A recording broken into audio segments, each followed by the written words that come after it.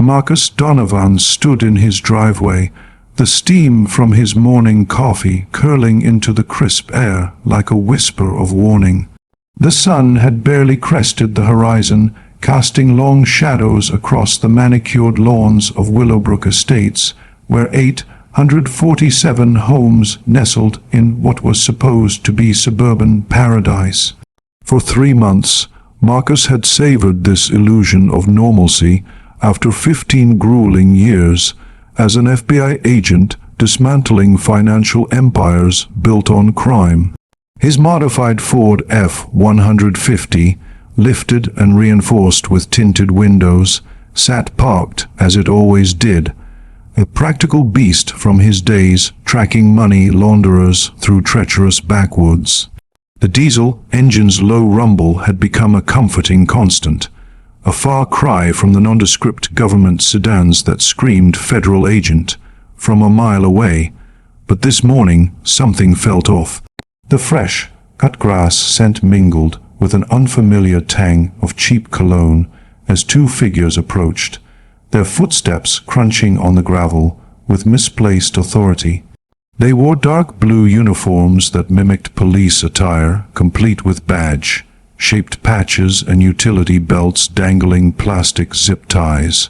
"Sir, you're under HOA arrest," the lead one barked, his voice laced with the false bravado of someone playing at power. His partner fumbled with the restraints, fingers clumsy like children in dress-up. Marcus froze, his hand midway to his wallet, brushing past the real federal badge tucked inside. These weren't cops, they were amateurs, likely hired goons enforcing the whims of the homeowners association. His mind raced through years of training, taking down drug cartels, white-collar fraudsters, and untouchable kingpins. Now, in his own driveway, on his own property, 2 idiots thought they could detain him for an unauthorized vehicle. The irony burned hotter than his coffee. What would anyone do if fake police tried arresting them at home? Marcus pondered it briefly, his pulse steady as he assessed the threat. He didn't resist immediately. Instead, he let them close in, noting their cheap polyester shirts and the magnetic decals on their white Ford Explorer parked at the curb, screaming HOA enforcement in bold letters. The lead enforcer, a burly man with a swagger that screamed insecurity, repeated his demand. "Hands where we can see them. You're in violation of vehicle height regulations, exceeding 72 inches in a residential zone." Marcus's eyes narrowed. His truck hadn't changed since he moved in, and he'd seen 6 identical ones scattered throughout the neighborhood, untouched. This wasn't about rules, it was targeted, and he knew why. It all traced back to Brenda Kensington, the bleached, blonde tyrant who'd slithered into HOA presidency weeks ago, transforming a benign $45 monthly fee into a weapon of control. Brenda, with her oversized sunglasses and clipboard wielded like a scepter, ran Willowbrook Compliance Solutions, her own company, hired without bids to manage enforcement. Married to Deputy Sheriff Rick Kensington, she had the perfect setup: power, profit, and protection. Marcus had first crossed her path earlier that morning, or so it felt in the compressed chaos of the day. In reality, the seeds had been sown when he'd questioned a bright orange violation notice zip tied to his mailbox at dawn. $300 for a commercial vehicle, citing the same height he'd measured as standard. He'd called the office immediately, Brenda's voice slicing through the line like glass. "Those other residents are compliant in other areas," she'd snapped. Board discretion supersedes written rules. A discretion. The word dripped with corruption. Marcus, trained to spot patterns in criminal enterprises, had started digging right then, his FBI instincts kicking in. Public records pulled up on his laptop revealed Brenda's company billing the HOA $2,400 monthly, plus her husband's $800 for security consulting. No competitive bidding, no justification. It was a shakedown, plain and simple.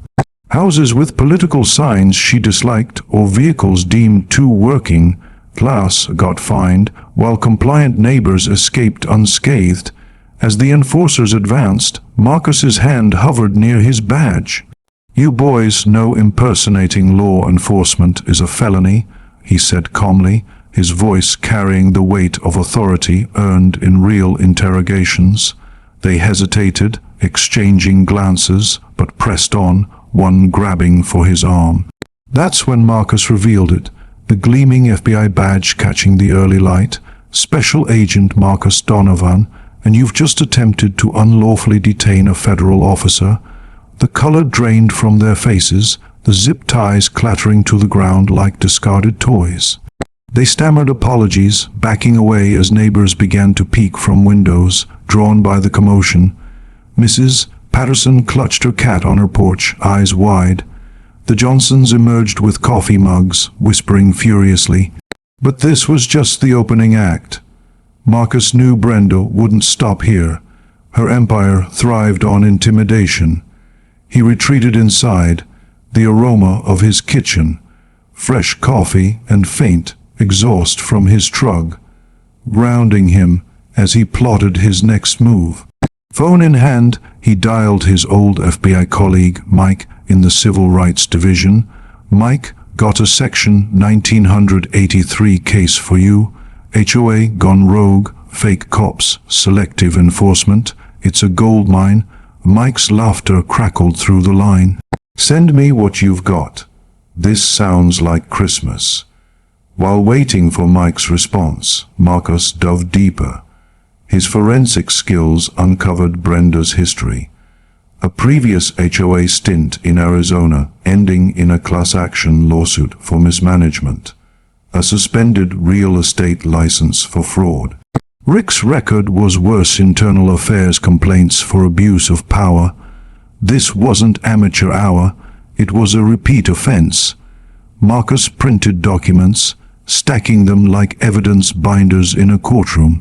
By mid-morning, as the sun climbed higher, casting harsh light on the pristine lawns, more violations trickled in. Sarah from Maple Street knocked on his door, her face flushed. "They fined me for 3 pumpkins, excessive decorations, but it's not about that. I questioned her at the last meeting." Dave from Oak Avenue joined soon after, citing inappropriate landscaping for his native wildflowers. Mrs. Chen arrived with meticulous notes. "Loitering while walking my dog. They target us because we speak up." Their stories wove a tapestry of abuse. Marcus's living room became an impromptu war room, the scent of highlighter, ink, and photocopies filling the air. He mapped patterns on a whiteboard, finds clustered around dissenting voices, demographics skewed toward those without connections. "This isn't compliance," Marcus declared. "It's extortion, and Brenda's company takes 15% of every fine." The group grew, 8 residents sharing tales of harassment. The Willowbrook Safety Patrol, neighbors in yellow vests photographing every move, had escalated to the enforcement division. Brenda's nephews Tyler and Brad in faux uniforms. Marcus had recorded one encounter earlier, Tyler citing him for jaywalking in a sidewalk, Kless Street, demanding ID. "We're certified with full authority," Brad had boasted. Impersonation caught on tape. As the morning wore on, Brenda herself appeared, clipboard in hand, her perfume a chemical assault. "Mr. Donovan, your intimidating conduct toward officials warrants a $500 fine." Her eyes gleamed behind sunglasses, but Marcus smiled like intimidating, like requesting receipts. He slid over printed statutes requiring competitive bidding, explained these no-bid contracts. Brenda's fingers tapped nervously. Emergency provisions. Marcus pressed. What emergency? A cat in a tree. The standoff crackled with tension, her face flushing as she retreated, muttering about discretion. Lunchtime brought escalation. Marcus's alliance met in the community center, cookies from Sarah tasting like rebellion. They documented everything, financial discrepancies showing HOA reserves plummeting from $89,000 to $31,000, undocumented repairs, expired business licenses, Brenda's income unreported, fines skyrocketing 500% under her rule. Mail fraud, wire fraud, RICO potential. It all clicked, but Brenda countered swiftly. Preliminary lien paperwork arrived via certified mail, not for the truck, but the intimidation charge. Marcus laughed bitterly. This was systematic shakedown. He called his attorney, who uncovered the contract's buried clause, 15% of fines to Brenda, plus Rick's fees. This is racketeering, the lawyer said. As afternoon shadows lengthened, the enforcers returned, this time with real swagger, licensed security guards in tactical gear.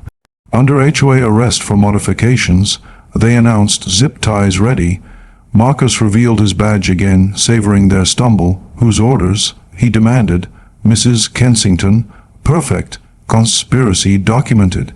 Neighbors gathered, the spectacle drawing a crowd.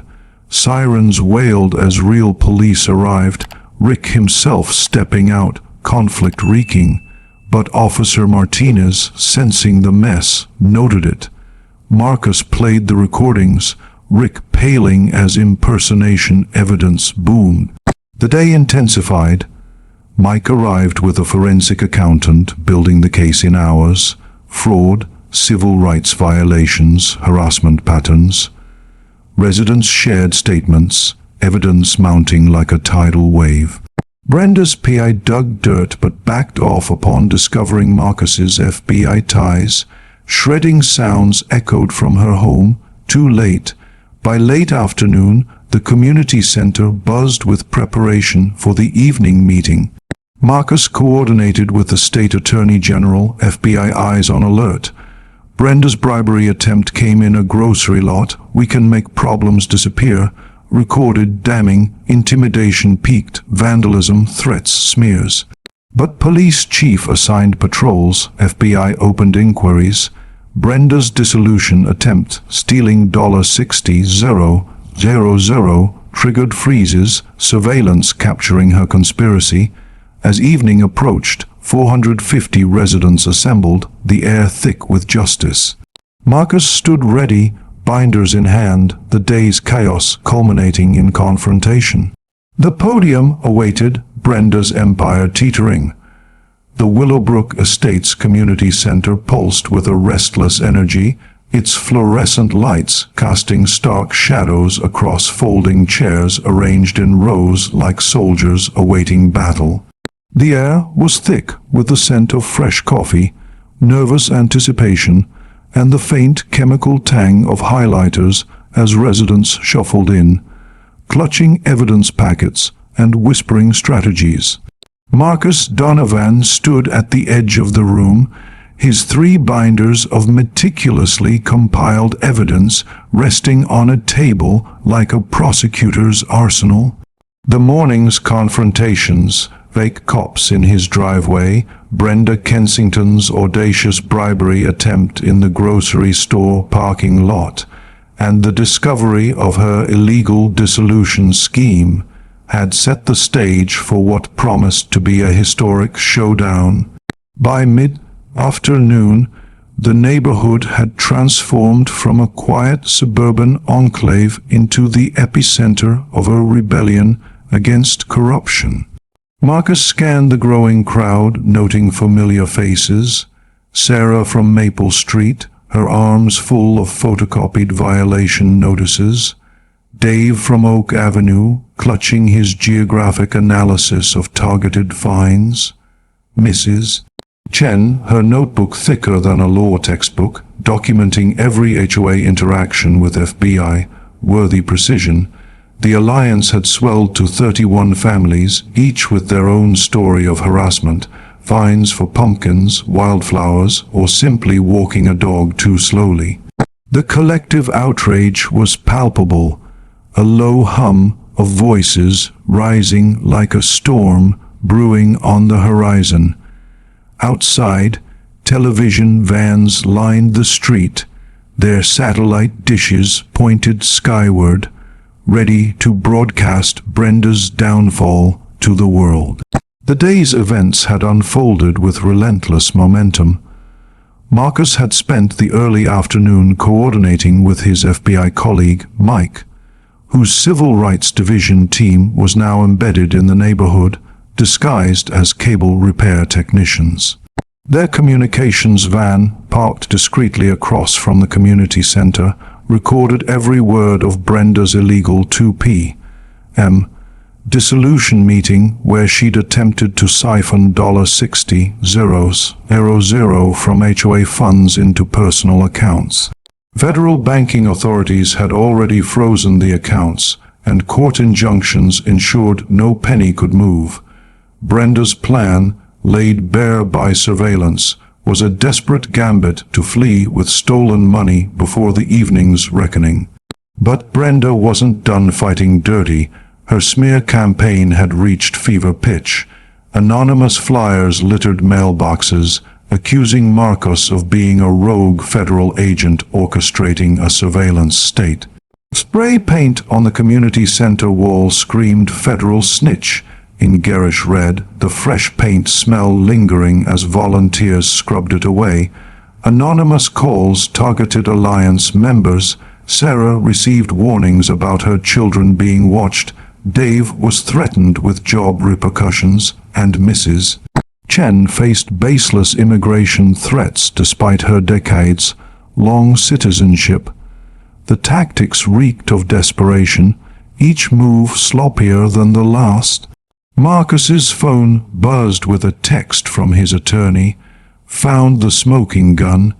Page 47, HOA contract. 15% fine revenue to Brenda's company. No board approval. He grinned, the kind of smile that had unnerved cartel bosses in interrogation rooms. Brenda's financial scheme was now fully exposed. Every violation notice mailed was mail fraud, every electronic payment wire fraud. Her expired business license and unreported income added tax evasion to the growing list of federal charges. The RICO implications were staggering. Brenda had turned a suburban HOA into a racketeering enterprise. As the afternoon sun dipped lower, casting golden rays through the community center's windows, Marcus met with the state's premier HOA litigation firm, who'd taken the case pro bono. The senior partner, a wiry woman with a predator's grin, spread documents across a polished table. "This is our Christmas morning," she said, flipping to a highlighted clause in the HOA contract. No competitive bidding, no disclosure of conflicts. She hired herself and her husband, and nobody read the fine print. The room smelled of expensive leather and impending justice, a stark contrast to the polyester tyranny of Brenda's regime. The Alliance's war room buzzed with activity. Sarah organized evidence packets for the media, each one a damning chronicle of fraud and harassment. Dave's maps showed fines clustering around homes with political signs Brenda disliked or vehicles deemed too blue-collar. Mrs. Chen's 200-page dossier detailed every enforcement encounter, complete with timestamps and photos. Marcus contributed forensic financials, spreadsheets tracing every stolen dollar, correlating complaints with retaliation fines. The highlighter's chemical scent mingled with the aroma of Sarah's rebellion cookies, fueling their resolve. Brenda's counterattacks grew bolder. Her private investigator, hired to dig dirt on Marcus, had backed off upon discovering his FBI credentials. But not before Brenda launched a rumor mill, claiming he was under federal investigation. The absurdity was almost laughable, accusing an active agent of abusing power while she ran a fake police force. Then came the vandalism. Marcus's mailbox crowbarred open, its contents strewn across his lawn. The metallic scent of shavings mixed with morning dew as he photographed the damage, adding it to the evidence pile. By late afternoon, the community center had become a fortress of preparation. Volunteers tested the sound system for courtroom clarity, arranged overflow seating, and set up live streams for remote witnesses. 7 news organizations, including Jennifer Walsh's investigative team, were credentialed to cover the event. The Attorney General's Consumer Protection Chief arrived, armed with subpoena power, while the local police chief, briefed on Rick's conflict of interest, assigned patrols to protect targeted residents. Mike, attending as a concerned citizen, ensured federal eyes were on the proceedings. Brenda's final gambit was a masterclass in self-destruction. Her 2 p.m. dissolution meeting, held in a back room with only her 12 loyalists, was a blatant attempt to loot the HOA treasury. FBI surveillance captured her words. "We need to distribute funds immediately. They'll be too busy fighting the dissolution to stop us." Tyler and Brad, in their faux uniforms, looked uneasy as she outlined wiring $60,000 to personal accounts. Rick guarded the door, his involvement now federally documented. When the transfers failed, blocked by court-ordered freezes, Brenda's confidence cracked, her allies whispering nervously. Marcus stood outside the community center, watching residents arrive in droves. The crowd swelled to 450, their collective anger a tangible force. Elderly neighbors were escorted by carpool volunteers, their hands clutching notarized statements. Local businesses donated snacks, turning the uprising into a catered revolution. The air hummed with anticipation, camera crews adjusting lenses, their red lights glowing like warning signals. Inside, Marcus reviewed his strategy with the Alliance. "We present the financials first," he said, tapping his binders. "Show how every fine fed her accounts, then the recordings, impersonation, bribery, conspiracy. We end with the dissolution attempt, caught live by the FBI." Sarah nodded, her evidence packets stacked like ammunition. Dave's visual aids, projected on a screen, would make the corruption undeniable. Mrs. Chen's dossier was the crown jewel, a prosecutorial masterpiece. As evening loomed, Brenda doubled down. She tried canceling the meeting, citing security threats from militant residents. The board overruled her, and she hired real security guards to replace her fake ones, their tactical gear a mocking echo of her nephew's costumes. The irony was delicious, hiring professionals to protect her from the consequences of her amateurs. But the community was ready. Parliamentary procedures were rehearsed, ensuring Brenda's removal would be legally airtight. Cease and desist letters for the Enforcement Division, citing federal statutes, were mailed to Tyler and Brad, creating a paper trail.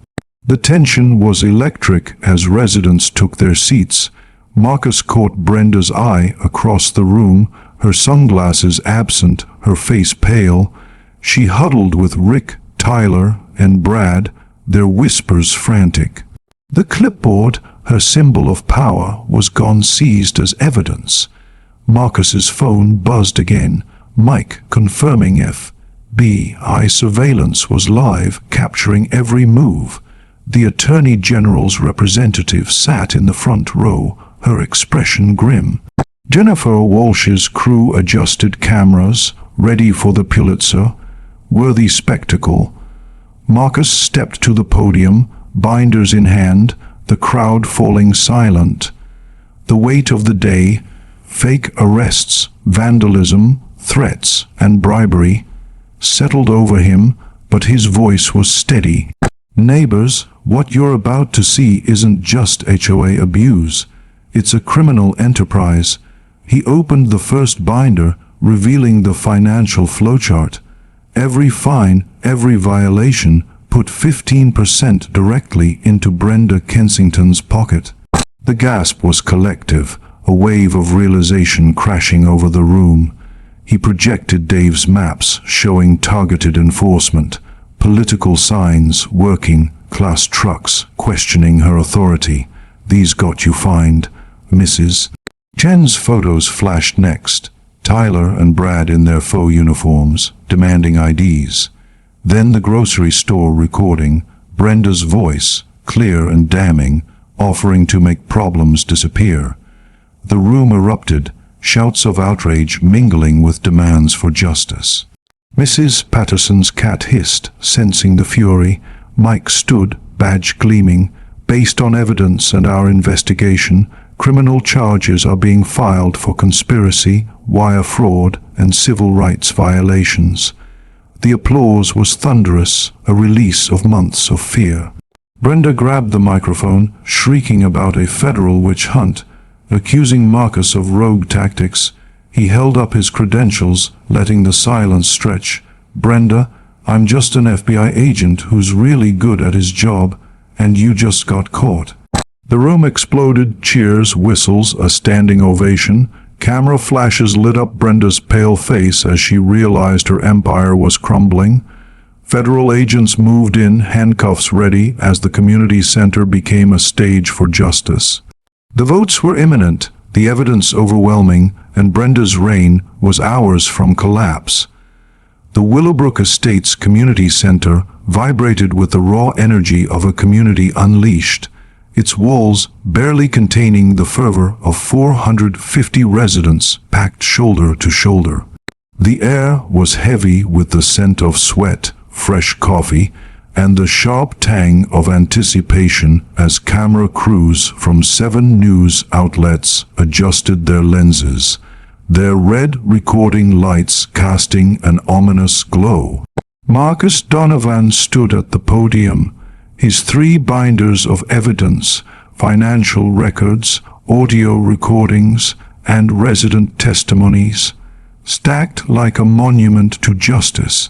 The day's relentless escalation, from fake cops in his driveway at dawn to Brenda Kensington's botched attempt to loot $60,000 in HOA funds by afternoon, had built to this moment. The fluorescent lights buzzed overhead, illuminating a triad of a neighborhood transformed from cowed conformity to defiant unity. Brenda huddled in the back corner with her husband, Deputy Sheriff Rick Kensington, and her nephews, Tyler and Brad, their faux police uniforms replaced by ill-fitting civilian clothes. Her trademark clipboard, once a symbol of her reign, was now in federal custody, seized as evidence of her criminal enterprise. The crowd's murmurs swelled into a low roar as Marcus opened his first binder, the sound of flipping pages cutting through the tension like a blade.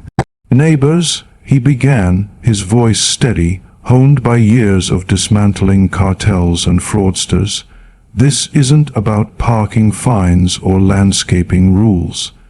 This is about a systematic criminal operation that's been bleeding our community dry." He projected the financial flowchart, A damning web of transactions showing how Brenda's company, Willowbrook Compliance Solutions, pocketed 15% of every fine. The screen glowed with numbers: $47,000 in fines collected in 8 months, a 1,500% increase from the previous management's $3,000 annually. Every violation notice was a paycheck, Marcus said, pointing to the chart. Every time you questioned her, you got hit harder. The room erupted in gasps, residents clutching their evidence packets, photocopies of orange violation notices, each a testament to Brenda's greed. Sarah from Maple Street stood, holding up her fine for excessive holiday decorations of 3 pumpkins. I asked why at a meeting, and the next day I got another for my mailbox being non-compliant. Dave's maps flashed next, showing fines clustered around homes with political signs Brenda disliked or vehicles like Marcus's truck, deemed too working class. Mrs. Chen's 200-page dossier followed, her photos capturing Tyler and Brad demanding IDs for jaywalking. In a sidewalkless street, the crowd's outrage grew, a tidal wave ready to crash. Then came the bombshell. Marcus played the grocery store recording, Brenda's voice booming through the sound system. Rick can make problems disappear. Traffic tickets, permit issues, inspection delays. We take care of people who take care of us. The community center shook with fury, shouts, curses, and one elderly lady's colorful outburst that stunned even the news crews. Mrs. Patterson's cat, clutched tightly, hissed as if sensing the collective rage. Brenda's face drained of color, her sunglasses gone, revealing eyes wide with panic. FBI Special Agent Mike Torres rose from the audience, his badge catching the light like a beacon. Based on evidence presented and our federal investigation, criminal charges are being filed against Brenda and Rick Kensington for conspiracy, wire fraud, civil rights violations, and operating a criminal enterprise. The applause was deafening, a cathartic release of months of fear and intimidation. Residents stood, cheering as camera flashes popped like fireworks.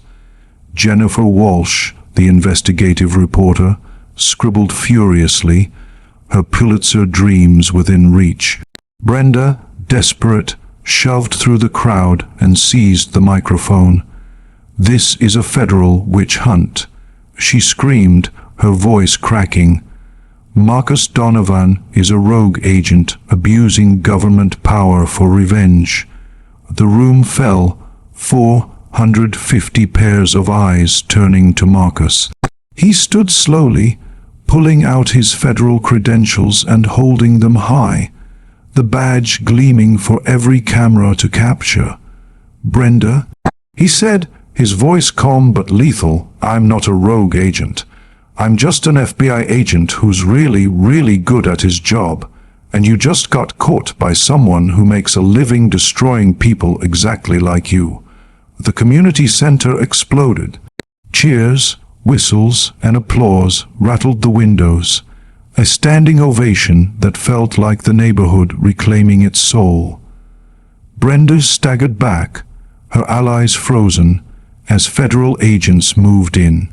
Handcuffs clicked over Tyler and Brad's wrists, their confusion palpable as they were led away for impersonating officers. Rick, his deputy badge now a liability, followed, his career crumbling in real time. Brenda's wrists were cuffed last, her protests drowned by the crowd's vindication. State Representative Martinez took the podium, her voice cutting through the chaos. "What happened in Willowbrook is the largest HOA fraud case in state history. Charges will be filed within 48 hours.